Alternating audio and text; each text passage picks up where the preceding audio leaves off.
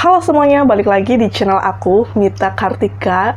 Jadi di video kali ini aku mau bahas lebih lanjut tentang reksadana. Nah, video sebelumnya yang ini udah aku bahas pengalaman aku investasi di reksadana bibit. So, untuk video kali ini aku mau bahas lebih lanjut mengenai apa sih itu reksadana, keuntungan dan kerugian investasi reksadana itu apa aja, kemudian risiko-risiko investasi reksadana itu apa, dan gimana caranya kita membeli reksadana itu sendiri. So, yang pertama, aku langsung bahas apa sih itu reksadana, walaupun di video sebelumnya yang itu udah aku sedikit ngejelasin apa sih itu reksadana. Jadi gini, reksadana itu kayak salah satu instrumen yang bisa dipilih oleh investor. Nah, bisa dibilang kalau reksadana ini itu cocok banget buat investor pemula. Lalu, apa sih itu reksadana? Nah, sesuai dengan Undang-Undang Pasar Modal Nomor 8 Tahun 95, reksadana adalah wadah yang dipergunakan untuk menghimpun dana masyarakat pemodal untuk selanjutnya diinvestasikan dalam portofolio efek oleh manajer investasi. Jadi, apa sih itu manajer investasi gitu kan? Jadi, manajer investasi ini adalah yang mengumpulkan dana dari investor atau dana kita gitu kan, untuk kemudian dikelola dalam penempatan investasi yang ada di pasar modal maupun pasar uang. Secara sederhananya gini, jadi reksadana adalah kayak investor atau kita gitu kan, menitipkan uangnya kepada MI atau manajer investor untuk kemudian diinvestasikan dengan tujuan mendatangkan return atau pendapatan untuk investor gitu kan. Jadi dari uang yang terkumpul dari sekumpulan investor ini, MI atau manajer investasi kemudian akan menempatkan dana kita di berbagai instrumen investasi seperti efek saham, obligasi, pasar uang, deposito berjangka, sertifikat Bank Indonesia atau SBI, dan efek lainnya. Jadi, MI atau manajer investasi selain bertugas untuk mengelola dana investor untuk ditempatkan pada instrumen investasi, manajer investasi ini juga bertugas untuk memantau portofolio kita dan secara rutin melaporkan pada investor, atau ya kalau misalnya kita sebagai investornya ya nanti melaporkan kepada kita gitu ya guys. Kayak misalkan aku nabung investasi reksadana di bibit gitu kan.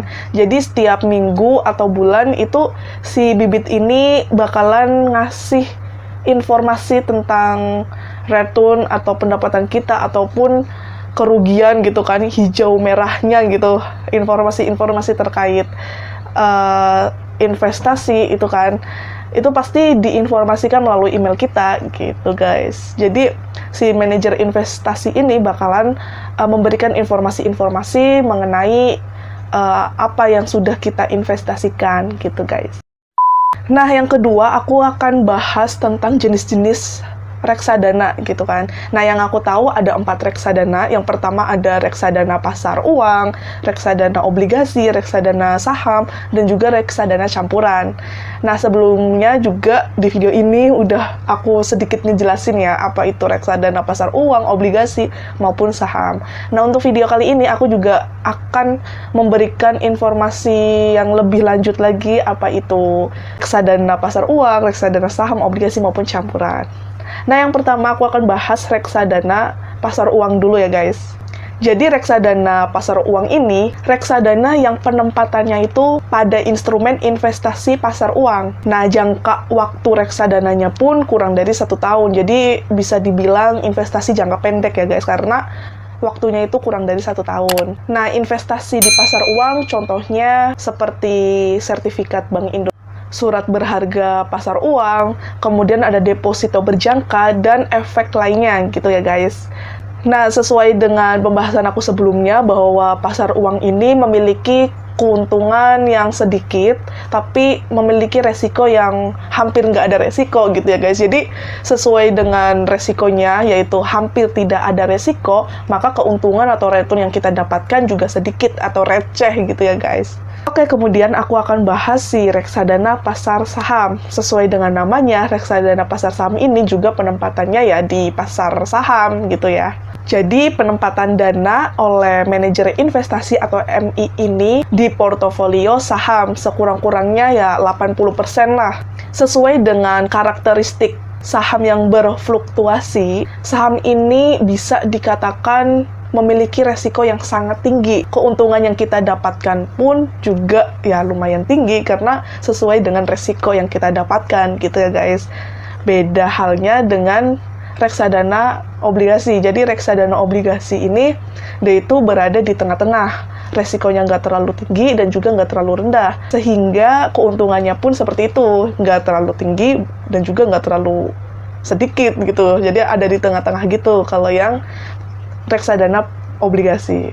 Nah, yang keempat ada reksadana campuran. Sesuai dengan namanya ya guys. Reksadana campuran ini ya reksadana dengan penempatannya investasi gabungan antara saham dan juga obligasi. Nah, mungkin itu dulu ya penjelasan mengenai reksadana dan juga jenis-jenis atau macam-macam reksadana itu sendiri. Nah, untuk yang ketiga atau poin ketiga, aku akan bahas keuntungan maupun kerugian investasi di reksadana. Oke, yang pertama di sini aku akan bahas keuntungannya terlebih dahulu. Jadi, keuntungan yang pertama yaitu kita bisa berinvestasi dengan modal minim karena di Bibit pun mulai investasinya itu ya dari 10.000, jadi dengan uang 10.000 kita bisa berinvestasi, gitu ya. Keuntungan yang pertama.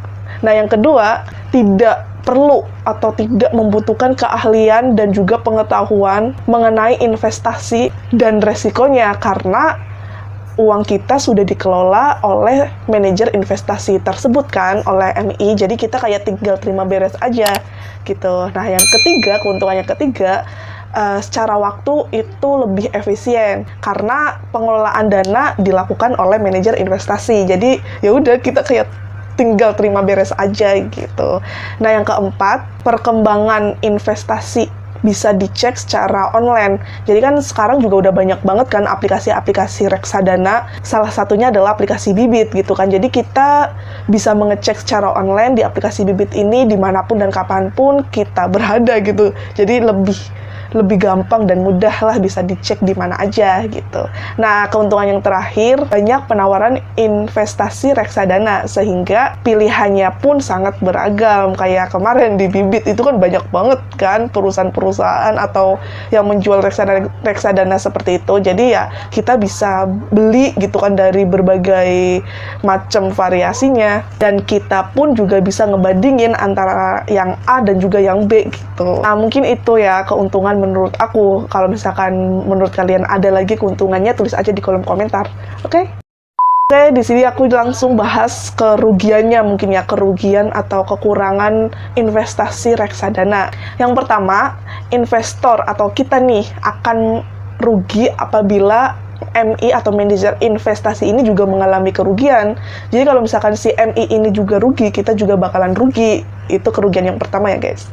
Nah, yang kedua, terjadinya resiko likuiditas. Apa sih itu resiko likuiditas? Di resiko likuiditas ini apabila investor atau kita kesulitan menarik dana kita apabila sebagian besar investor juga melakukan penarikan dana atau yang disebut dengan redemption gitu. Jadi resiko likuiditas ini yang menjadi kerugian kita saat investasi di reksadana gitu ya guys. Kemudian yang kerugian yang ketiga, ada investor dikenakan biaya karena pengelolaan dilakukan pihak lain kan, baik itu untuk MI atau manajer investasi maupun bank kustodiannya.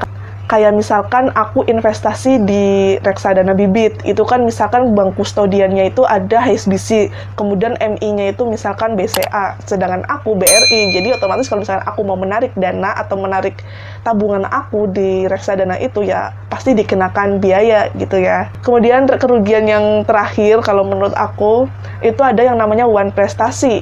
Jadi one prestasi ini apabila manajer investasi atau MI mengelola reksadana adalah tidak melakukan kewajibannya, sehingga investor atau kita nih sebagai investor gitu kan bisa kehilangan dananya. Jadi kalau misalkan si MI ini dia tidak bertanggung jawab, ya kita juga bakalan rugi gitu kan, otomatis dana kita juga akan hilang gitu. Jadi pembahasan selanjutnya di sini aku mau ngebahas mengenai resiko reksadana, resiko investasi di reksadana. Jadi agak nyerempet-nyerempet ke kerugian investasi di reksadana ya guys. Yang pertama ada yang namanya resiko likuiditas. Tadi udah aku jelasin juga kan apa itu resiko likuiditas gitu kan. Nah yang kedua, resiko berkurangnya nilai investasi yang dipengaruhi oleh turunnya harga dari efek saham, obligasi, dan surat berharga lainnya yang masuk dalam portofolio reksadana tersebut gitu. Kemudian resiko yang ketiga, adanya resiko umum pasar modal seperti perubahan kondisi ekonomi dan politik. Ini juga sangat mempengaruhi resiko investasi di reksadana. Nah, resiko yang terakhir adalah resiko bangkrutnya saham dan obligasi yang menjadi portofolio reksadana. Jadi mungkin itu dulu ya, kelebihan, kekurangan, maupun resiko investasi di reksadana.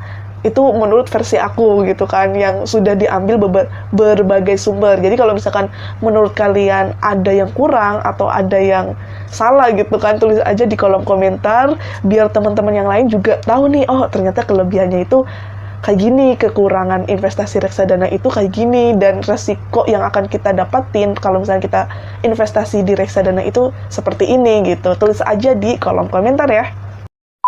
Nah, pembahasan yang terakhir atau poin yang kelima di sini ada cara membeli reksadana. Di video sebelumnya juga aku udah ngasih tutorial gimana cara membeli reksadana di aplikasi Bibit. Jadi kalau misalnya kalian mau nonton silahkan tonton aja. Oke. Nah, di sini cara membeli reksadana itu ada dua cara. Yang pertama kita bisa offline atau juga online. Kalau offline ini kita datang langsung ke kantor sekuritas penyedia investasi reksadana, atau kalau misalnya online kalian kan bisa pakai aplikasi yang sudah ada seperti Bibit gitu kan, yang sudah terpercaya lah, sudah diawasi oleh OJK atau Otoritas Jasa Keuangan gitu ya guys. So, mungkin itu dulu video aku hari ini mengenai reksadana. Semoga video ini bisa bermanfaat buat kalian para investor pemula. So, kalau misalkan ada masukan atau request next aku harus bahas reksadana atau apapun itu tentang investasi, tulis aja di kolom komentar ya. Dan apabila kalian suka sama video ini, yuk jangan lupa support aku dengan cara like video ini, subscribe, dan share ke media sosial kalian sebanyak-banyaknya. Terima kasih, sampai jumpa di video aku selanjutnya. Bye-bye!